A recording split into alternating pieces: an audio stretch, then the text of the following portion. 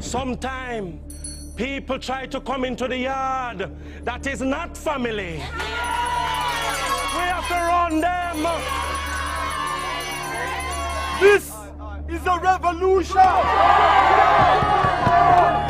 Motivated by love! How come every time I turn on my pipe I don't see no water? Welcome to the socialist experiment. No. You need to do something about it.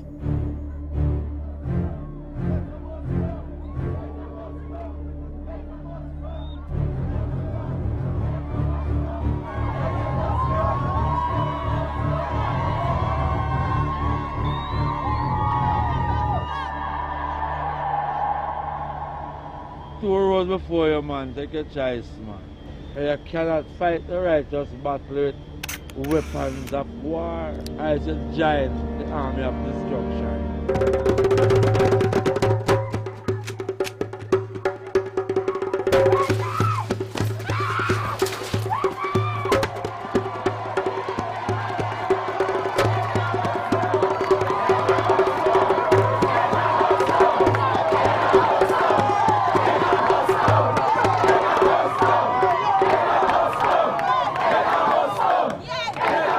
So that was Better Mus Come. That was just a little sneak peek at Storm's movie that's being featured in the Carribean Film Festival, the Youth Film Festival, in which it's getting a couple of special screenings. So we're joined now by director Storm, and you are in Jamaica. Yeah, I'm in Kingston right now, actually looking at some goats across the street from my office. Wow, sunny Jamaica. So tell me about this film.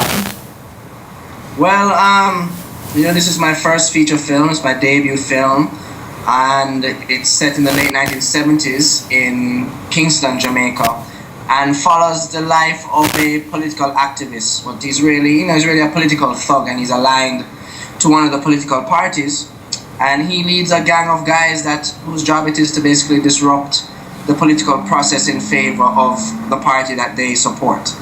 And it's also just a journey into his day-to-day life, and through him you see what the political landscape of Jamaica was at the time. And that was a very impacting time in our post-colonial history. That's when there was a lot of nationalism and black pride and kind of an awakening of the masses, and that was a bad signal to our North American friends, to the US, and we were also very close with the Cuban government at the time.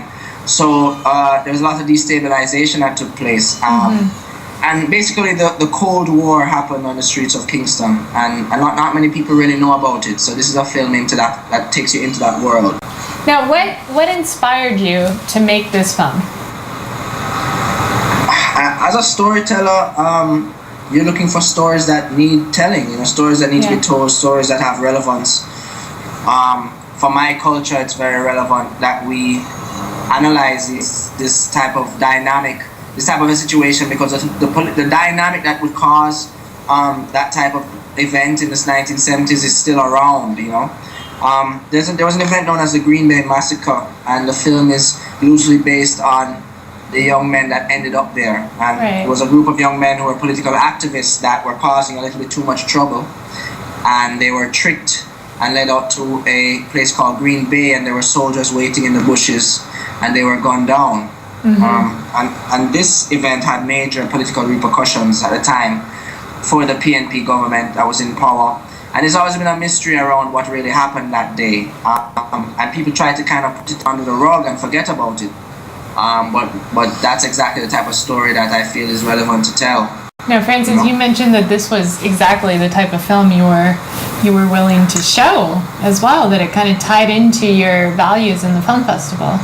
Well, for me, I felt it was a completely original take on important aspects of our story, of our history, and a completely contemporary look at history. But original. I felt I hadn't actually seen a story from our culture told with that kind of fine detail, with that attention to a political environment, but told through the eyes of characters who we completely identified with. Absolutely, And it was very compelling. Yeah, history is actually mostly told through either the winners or at least the kings, but not normally from the streets, the way you tell it. Now, what was your process in making this film? I mean, how did you find out some of the facts when history is normally told by the higher ups? Well, there was an interesting way that I did this, you know. I went onto the archives of the Jamaica Gleaner, which is our oldest newspaper and kind of the keeper of our public record, so to speak. And I knew there was a state of emergency, and I knew about the Green Bay Massacre, so I would look up all the articles I possibly could in their archive and try to piece together what really happened at Green Bay. I also spoke to people that were involved, connected or knew the inside story, people that were willing to speak, people whose names I can't even divulge. But what would happen is, you know, I'd look up these old articles and I'd read about the case in the court about the Green Bay Massacre or the state of emergency at that time. But then there'd be a sub-article maybe about some kind of a killing that happened, saying, or some guys approached a man who was sitting on his balcony or on his veranda. They asked him about his political allegiance and he gave them the wrong answer and he was killed. And that could be a completely disconnected story, but it gave me a lot of ideas about just the environment, because at the end of the day, when you're shooting a film, you're shooting people in a location and a story that needs to be human. So I would look for certain things in the newspapers and find other things, and I'd read old reports, Council on Hemispheric Relations, and then I would speak to people on the ground. Some guys who are older men now who used to be young warriors fighting the political battles in the streets that were willing to speak, and I basically took that and built the texture of the story around that, and it's based on true events. So I took the elements that led to the Green Bay Massacre and recreated them, so to speak. Now, how did you find out about the Carribean Tales Youth Film Festival? Well, I've known about Carribean Tales for a while, and you know, Frances Ann basically reached out to me. She had known about the film for a while, and she reached out and said, look, there's this great opportunity to show this film here, and I mean, it's cool, you know, it's a blessing to be showing on such a great platform, to be showing in that city, which I was introduced to for the first time last year. Toronto is a really great city. We try. Yeah, I knew to show the film at the TIFF Bell Lightbox is beautiful, so I really give enough respect to Frances Ann and Caribbean Tales for having the vision and pulling this together, because you know, it's a relevant story and it's relevant for Caribbean filmmaking and also just for our cultural story. So yeah, that's kind of how it all came together, you know. That's great, and it's great that you reached out, I mean, across the world to find Storm. Now, what are you working on right now? I mean, I know that the film is screening, but I know that artists always have something else in the works.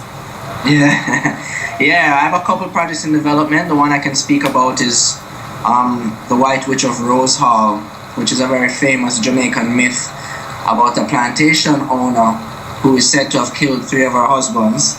Ooh. And many of her lovers, and she was involved in witchcraft, and it's kind of a myth, you know. So this was a real person, and but what really happened is always a bit of a story. Mm-hmm. So we are doing a film that's kind of a modern take on that myth, and that's the first one that we intend to go into production this year. Okay. And then there's always other things bubbling. You know, I'm a part of a company called New Caribbean Cinema, which is a movement kind of based in Jamaica now, but really its aim is to be put young filmmakers across this region on a bit of a platform, or create an environment where they can get their ideas out. They can create short, really strong pieces of work that show their potential. And we do it for very little money. So that's New Caribbean Cinema. You can check us out, newcaribbeancinema.com. Okay. Yeah. And so you obviously have a lot in the works. What is the future for you? You think you just want to keep working on films, or what's the dream? Yeah, film for me is the ultimate art form. You know, like for me, it takes every element. It's sound. It's production design, it's fashion.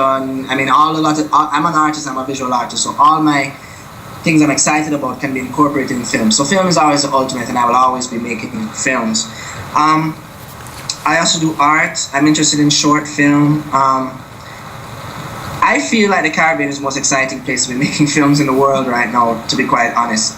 And the reason is that we have somewhat of a rich film history, but we are still defining what our cinematic language is here.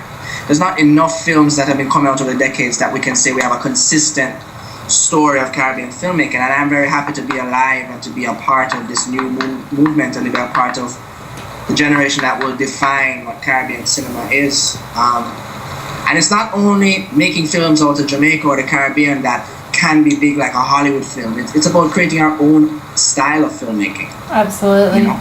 Yeah, it sounds like you're definitely moving forward. Now, Francis, hearing what Storm has to say, and I guess to young filmmakers in general, what kind of advice do you have for them after all your years? Just do it. Just do it. That's it. Yeah, just do it. Because you're right, we're defining it, and it's only when you do it, it becomes a definition. It becomes it takes life of its own.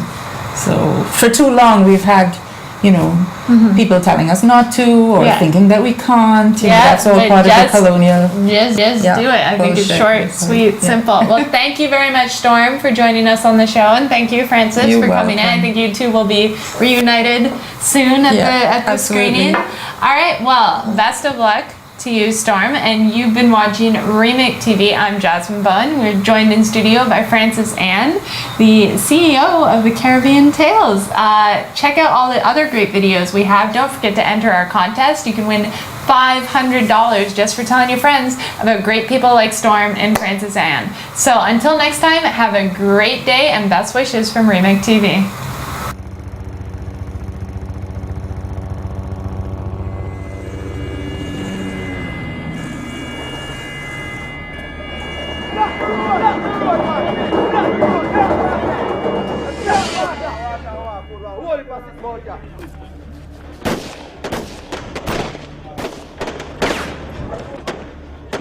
Sometimes people try to come into the yard. That is not family. We have to run them. This is a revolution! Motivated by love! How come every time I turn on my pipe, I don't see no water? Welcome to the socialist experiment. No. You need to do something about it.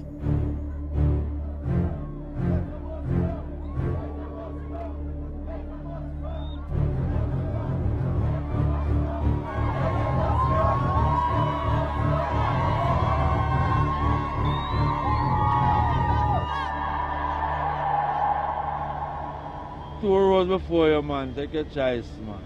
You cannot fight the righteous battle with weapons of war. As a giant, the army of destruction.